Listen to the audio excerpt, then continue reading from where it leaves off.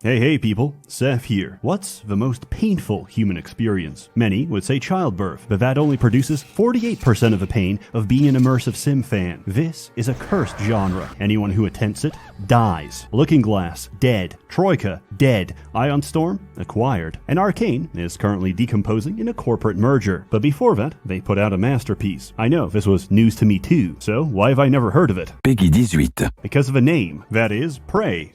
2017, not to be confused with Prey 2006, or Prey 2014 the TV show, or Prey 2022 the movie. The optimal title is right in front of us. It's a successor to System Shock that's about to mind, Psycho Shock, but was renamed by Bethesda Softworks, a ZeniMax corporation, because they had the IP sitting there for 10 years and didn't know what else to do with it. This game has no discoverability or brand identity, at least with some series. If you told me I was going to be playing a stealth game where the objective is to blend in with a crowd, as the only black man in Japan, I would tell you, based on the stock price, I kind of expected that. Similarly, if you told me a Jewish man was about to shill VPNs for his personal gain, I also expected that. Would you let a stranger watch your children? Would you share intimate details of your life with a trash collector? Should you give your local tweaker your social security number? This is more than a hypothetical. It's how I've lived my life for the past 20 years. But now, my children are missing, my bank account is frozen, and my identity has been stolen. I've tried calling, but they insist they're not missing. They have a new dad, and he's more me than I'll ever be. I've since learned from my mistakes, and I keep my new, better children safe with ExpressVPN. Every time you connect to an unencrypted network, be it at a cafe, the airport, or even your hotel room, your online data is not secure. Anyone with a little know-how can see everything you're doing and steal your personal data. Order a pizza to your room, there goes your credit card number. Tell your boss your flight got delayed, there goes your email. Need to take an important Zoom call while you're out and about, there goes your voice and likeness. Now, someone is using their new deepfake to convince grandma to send $5,000 for bail money right now. And if they don't use it, they can just sell it to somebody who will. But with ExpressVPN running in the background, you're protected, thanks to the fact that all of your internet traffic is routed through a secure encrypted tunnel. So secure, in fact, the sun will go out before any supercomputer can crack it. And all it takes is one click. ExpressVPN works on all your devices, so you can stay secure no matter what you're doing. Personally, I get the most use out of it by posting anonymously while pretending to be from another country. French Canadians deserve their reputation, but I'd like to think, in some small way, I contributed. And this would not be possible without ExpressVPN. Find out how you can get 4 months free by scanning the QR code on screen, clicking the link in the description box below, or by going to expressvpn.com/Sseth. It's hard to recommend something without explanation. This game is hard to explain without spoilers, and there will be spoilers in about now. Who am I? Who are they? What did they do to me? What's happening? They took your foreskin. Now take it back. What is Prey? I don't know. What do you do in Prey? I turn myself into a roll of toilet paper and hide inside the women's bathroom. Because I finished a side quest that puts psychoactive DMT into the drinking water, I can reliably do this for the next few hours. In all seriousness, it's a game of Gmod prop hunt, where you get jump scared by filing cabinets. The difference is, it's a AAA title that doesn't assume the player to be retarded. Here's how they introduce their first weapon. What does it do? Well, I don't know, but it probably freezes enemies and sticks to walls. Oh look, a corpse I can loot. Good thing there's a conveniently ramp-shaped trail of glue I can climb up. Maybe I can use this weapon to climb on other things in the future. Oh, the path upstairs is locked. Good thing I have this glue cannon. Was I stopped in my tracks to explain how this works? No. Was there an NPC in my ear going, "Morgan, squirt your glue to climb upstairs"? No. Did I have to demonstrate my understanding of a weapon and its applications in order to proceed?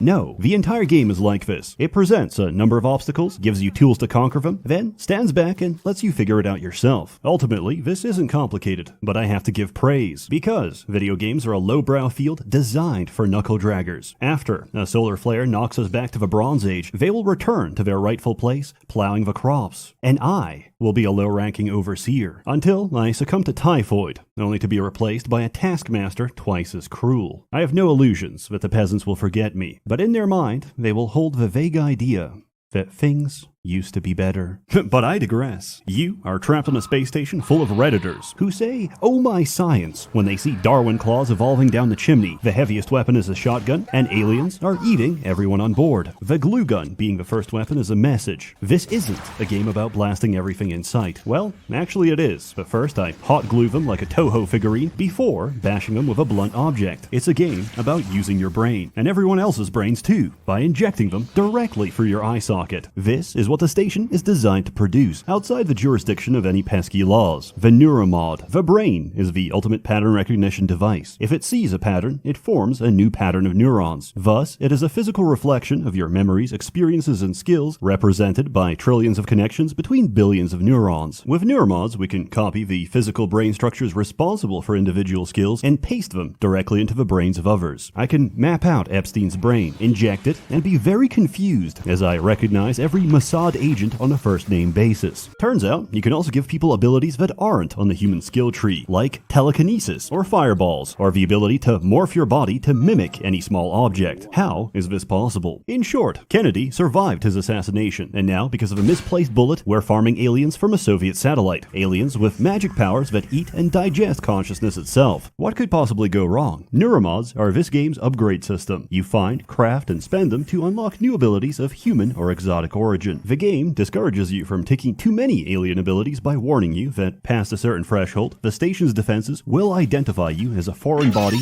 and shoot on sight. This would be a reasonable drawback if the station had any defenses left. You're making me choose between pyrokinesis and a turret that struggles with the smallest enemy. Neuromods offer a variety of new solutions to different problems. For example, there are a few ways around this, but the most obvious is to use a grounding resistor. With enough repair skill, you could fix the one right there. Or you could go through the enemies downstairs to get to the storage closet, which can be hacked to find a replacement. I, however, did none of these things. I stood in a box, turned into a binder, and slid through a gap in the window. This is a valid solution to most of life's problems. I'm about to be mugged. I turn into an empty bottle and roll down a storm drain. My wife is about to be mugged. I turn into an empty bottle and roll down a storm drain. My wife is asking for a divorce. I turn into a set of stairs and push her down. With these abilities, gameplay becomes a question of using what you have to tackle the problems in front of you. If you need to reach something high up, you can use the jump upgrade, make a gravity well, or mimic an operator and fly there directly. And if nothing else works, you can always rely on the glue gun to build yourself a staircase. However, enemies respawn. Ammo does not, so you need to make careful use of resources. Thankfully, we have another great mechanic to help us with that: recycling.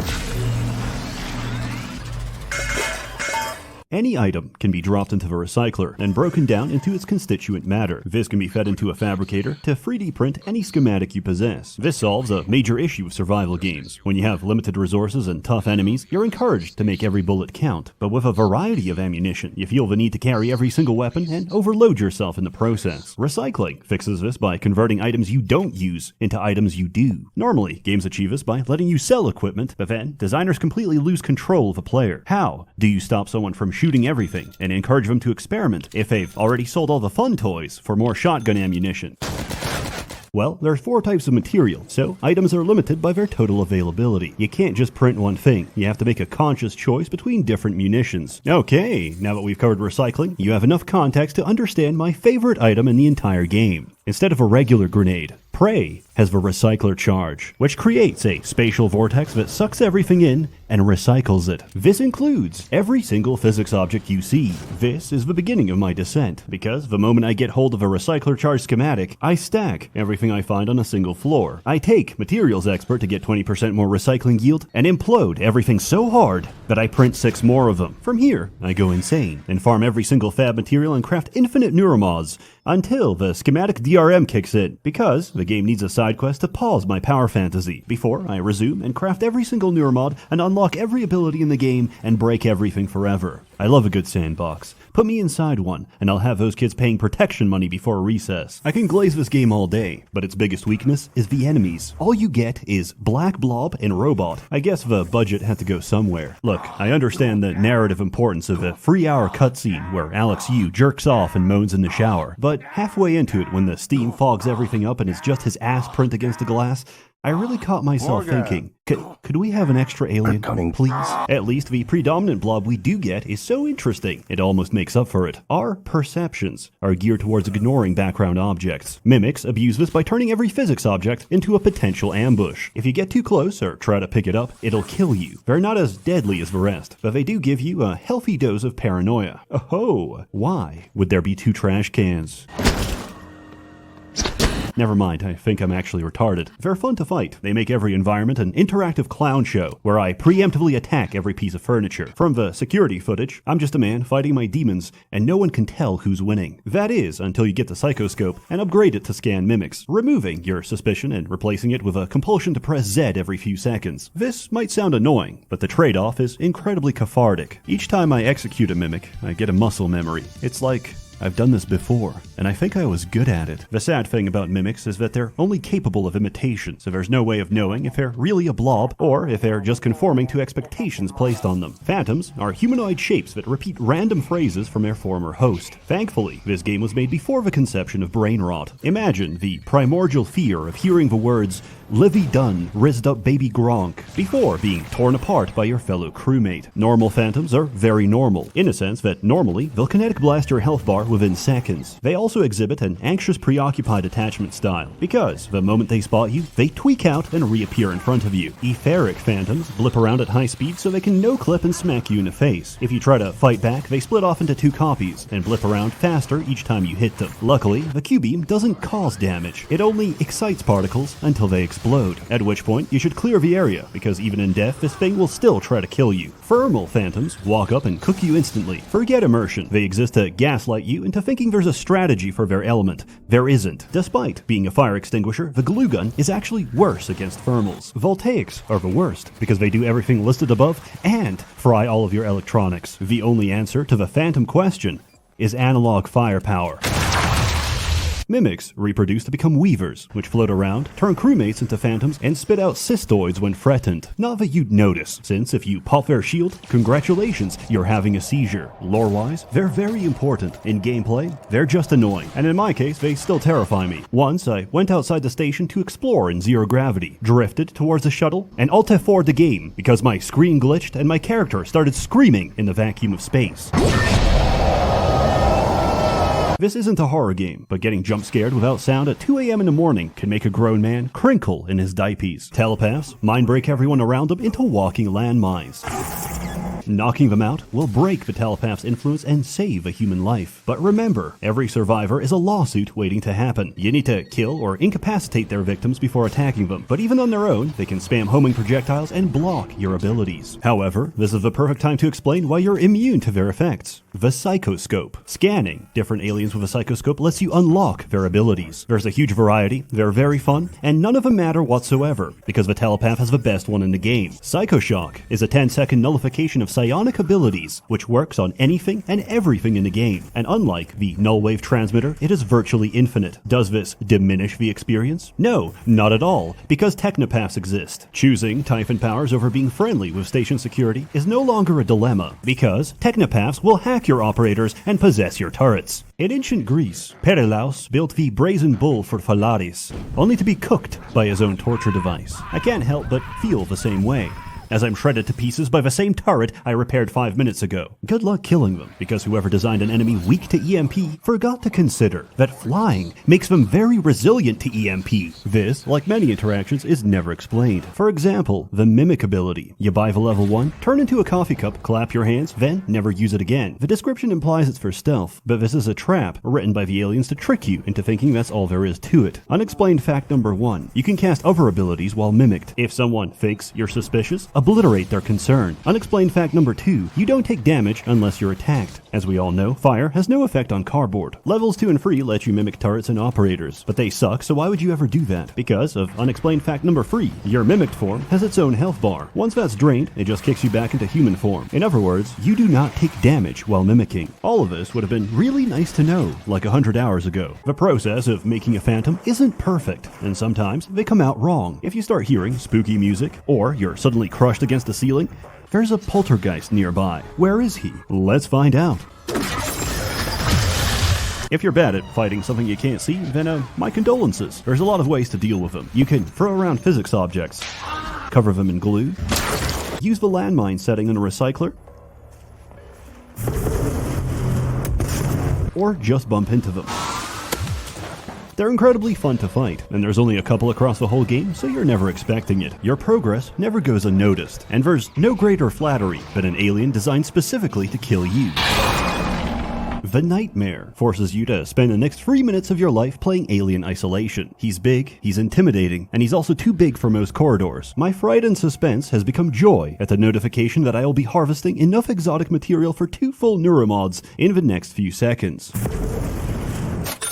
There's also minor enemies here and there, like cystoids. These motion-activated mines are the bane of Adderall users, punishing both the hyperactive and inattentive. For anyone with a degree of self-restraint, they're pathetic, as they are the only enemy in the game to be countered by a foam dart. Later on, you'll also encounter hacked operators. These are initially annoying until you realize they're an infinite source of free materials. It's as if the developers didn't expect players to sit for hours spawn camping the fabricator. But I've already consumed every static object on the map. My recycler charge is crying out, and I need more fuel for the furnace. What is going on? Who's in charge here? As it turns out, you are. You are a you. Morgan you. You've got Alex you and you. Alex is the president, and you are the vice president. Normally, neuromods are tested on political volunteers. Like this guy. My name's Aaron Ingram.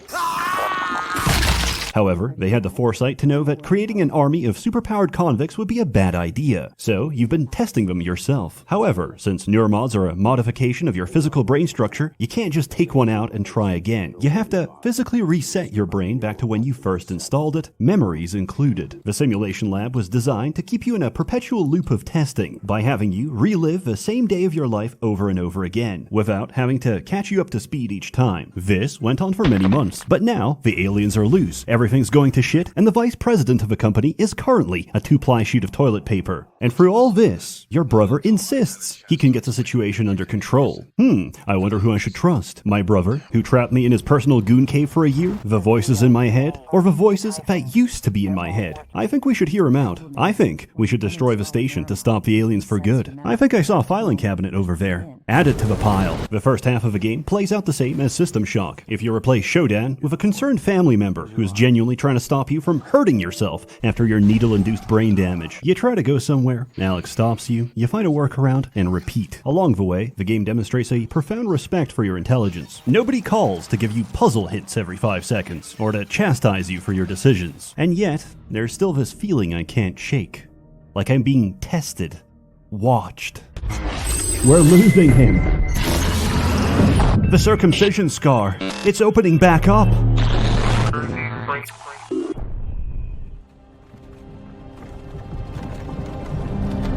Hey, you. You're finally awake.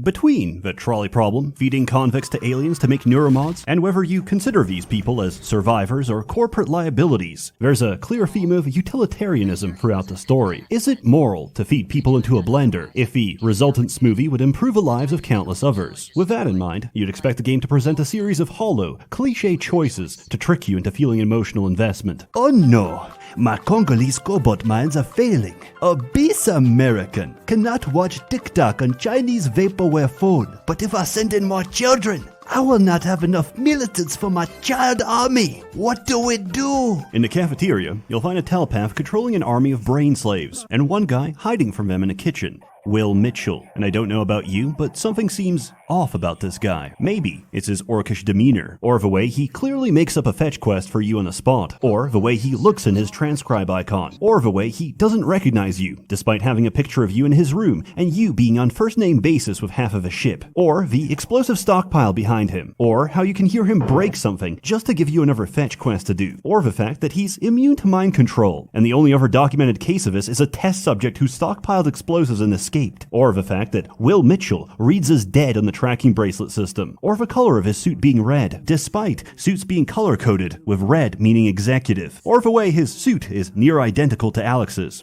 Or the way Will Mitchell's tracking bracelet is inside the freezer, or the way he suspiciously urges you to go into the freezer, or the way he locks you inside, or maybe it's the human meat and butchered remains of Will Mitchell in the freezer. But I don't know. Maybe it's just prejudice. Thank you, Will Mitchell. for giving me this opportunity to grow as a man. I'll put your best features to good use. In a lesser game, you would either be railroaded into getting trapped or be given a choice in a system that normally doesn't. You'd be so conditioned by essential NPCs that the only way you'd even consider an alternative is if a quest told you you had options to begin with. When Alex locks down the ship, you eject yourself into space and float over to the cargo bay. Unfortunately, there's a hull breach. Until you dock a storage container, the doors won't open. You're supposed to read the serial number, enter it on the computer, and watch it go. However, Dr. Deo Igwe is trapped inside a container. There is no dilemma. You need to dock a container to proceed, and docking Igwe's will save him. It's not a question of who you save, him or you, Fat Man or railroad tracks. It's a question of whether you possess the basic human empathy to expend an iota of conscious effort to save someone. Frankly, I'm offended. How far games have fallen that you don't even have the confidence in me to do the smallest possible act of altruism. I should... Oh hey, what's in here? Wait, what are you doing? Stop! Stop, damn you, stop! There's a group of survivors holed inside. They've locked a bunch of aliens in a room you need to go through and won't open it unless you bring them enough turrets. Based on your build, you have a few different ways to achieve this. Remember to steal everything that isn't bolted down. They won't need it. Is TranStar mounting a rescue operation? So far, we've been talking about basic high school level utilitarian ethics, but obviously, that's not the whole story. If a pregnant woman boards a crowded train, you can't just say, I expended 1,500 calories of effort today chasing women around the park. I deserve to remain seated. You'd look like an asshole. Morality isn't necessarily a universal truth, nor a contract between you and those you affect, but rather between you and society, between you and how you're perceived. If we view it from that lens, the reason you give your seat to the pregnant woman is to be perceived as a moral individual by the other passengers on the train. However, this isn't a train, it's a trolley, and I've already pulled the lever.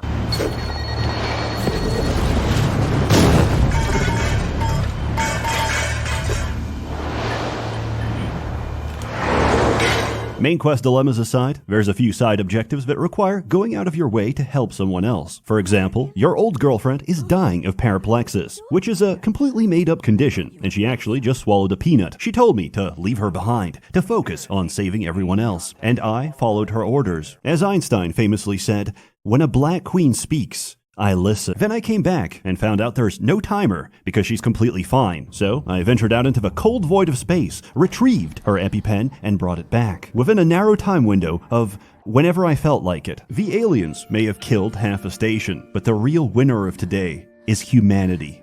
I can breathe again. And feel my legs. I still have some spots in the eye, but those should clear up.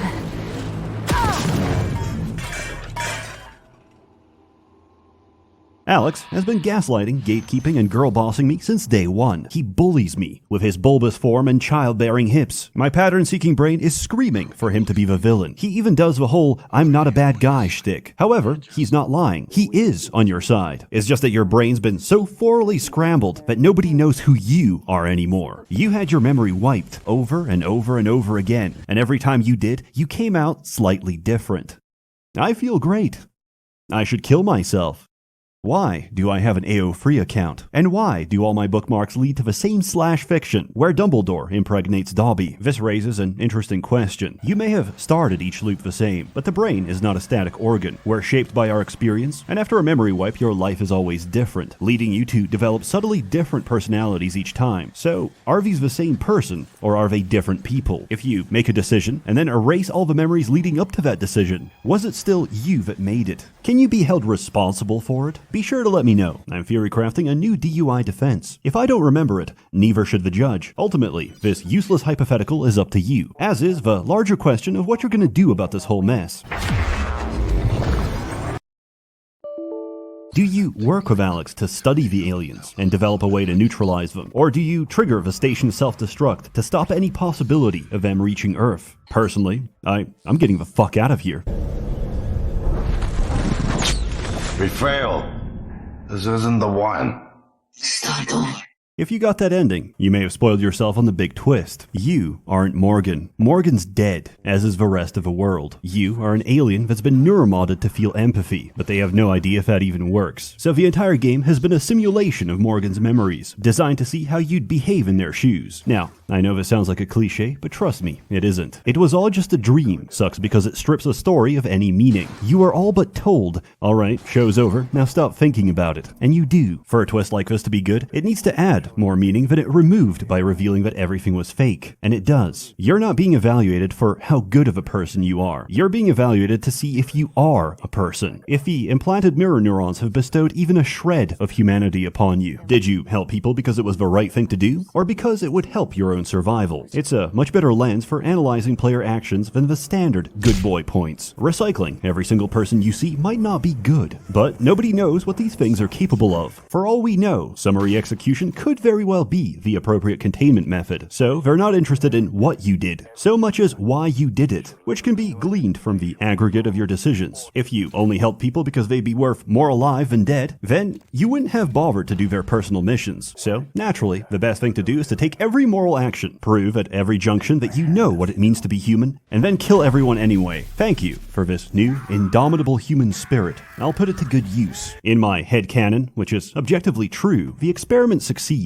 Hear me out. The Typhon Mimic is effectively Ditto from Pokemon, and with implanted mirror neurons, they have a potential to become our greatest companion. I see a bright future, where a fully empathetic Typhon lifeform could pattern, copy, and transform into Fuda Elizabeth from Bioshock Infinite. And that is a future worth fighting for. Prey is a great game that runs into issues typical of its genre. Puzzle solving with the resources available to you is fun, until I open the Pandora's box of infinite abilities. You don't need to be creative when you have the optimal solution to every problem. Why do I bring this up? Because the DLC fixes everything. Moon Crash is a semi-roguelike where you play as different characters in their attempts to escape the Pythias moonbase during a containment breach. However, none of them survived. You are actually a hacker, simulating their memories to steal corporate secrets. Why is it called Moon Crash? Because the title spoils the ending. You crash on the moon. Just awful titles all around. With each run, your goal is the same. Get the hell out. Once you do, it's time for the next character to escape. Except, the world is persistent across runs. The first time I played this, I didn't know that. Looted every single piece of equipment, and died on the second run from lack of resources. After each character has a run, the simulation resets, and you do it again. Each reset randomizes map features such as loot, escape methods, and the location of key items. The longer you spend inside the simulation, the higher the corruption level, which increases the amount and difficulty of threats you'll encounter. Because of this, you need to strategize the order of escape. The engineer can repair the station in preparation for the rest, while the security guard can mop up extra enemies later in the loop. Completing objectives will reward you with points. These can be spent on equipment for later runs, according to the fabrication blueprints you unlocked in previous runs. Every character has their own upgrade tree, forcing you to tackle problems with a limited set of abilities. If you can ignore the fact that moonsharks are 100 decibels louder than anything else in the game,